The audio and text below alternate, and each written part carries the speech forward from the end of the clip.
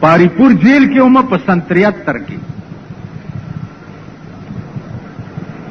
نو د اختر راغی وړو کې اختر دی قیدیانو پسې کورنا چا پسې وریجې راغلی چا پسې څه راغلی چا پسې څه راغلی مونږ کې یو ملګری و هغه پسې چرګان راغله هلک غوړو چې چرګان راغله نو سهار زه د هغې بارک ته ورغلمه چې ورغلمه نو یو چرګ اوس بانګ ته ځان جوړی بانګ ته خو چې داسې آواز غوندې آواز دې وځي او وروستو نه یې باد وځي نو ما هغه ملګرو ته وویل چې هلکه دا چرګ خو ناجوړه دی حلالې کوي هغې اوس خاندي چې خاندي نو ما ته مال ولې غلطه خبره مې وکړه چې ناجوړه دی حلالې کوي ویل ناجوړه نه دی مونږ سره یو سړی و چې ډېر ټوکي و د دې چارسدی و ډېر ټوکي و ا دې چرګ چېرته د شپې بانګونه وي نو هغه یې خوب ته نه پرېښود نو هغه تیلو بوتل راغستی دی او دې چرګ له یې وروستو دا د لوی او دسماتي ځای غوړ کړی دی نو چرګ به چې زور اذان له کولو نو وروستو به ترې باد وته اوس به ځان ته خیال کوئ چې هغه د چرګونو نه دي که نه ما ته وی چې دته بیګا فلانی خان دا چل کړی دی مال خا په خندا مې ځان مړ کو بس ترې راووت ا سړی ما پسې بارک ته راغی چې راغی ما ته مولانا ویلې مالې ها ویلې دا ستا ملګری نه دی دا مولا نو مونږ 4 مولیانو په جیل کې او 400 را سره نور قیدیان نو مونږه تقسیم کړو چې یو به اذان کوي یو به اقامت کوي یو به امامت کوي د جمعې مونځ ما ته حواله کړو چې جمعې مونځ به ته ورکړې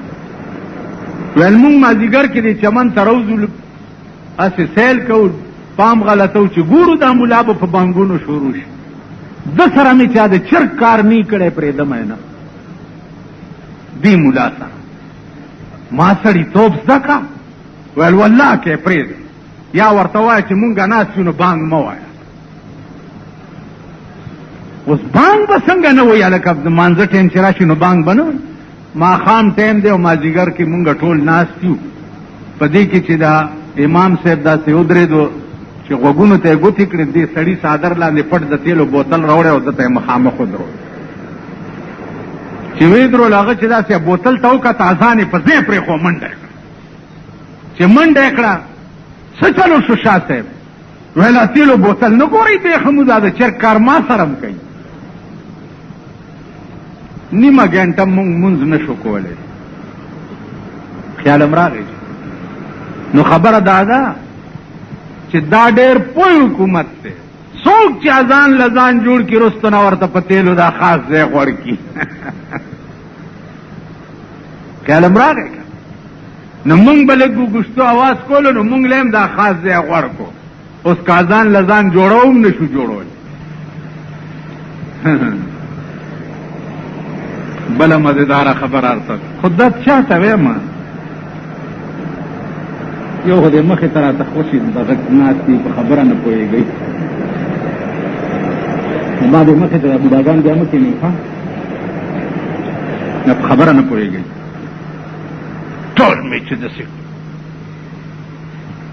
14.5 کروڑه پاکستان دی چې 50 زره پرېږدم او دا نور ټول حلال ایله به مې داړه یخ شي نه مولا ژوندی پرېږدم نه پیر ژوندی پرېږدم نه سرمایهدار ژوندی پرېږدم او نه لیډر ژوندی پرېږدم چې دا ټول د تیغه وباس ځای ورک شي خدای بې خو باسه دا ځمکه هم پلیته کړې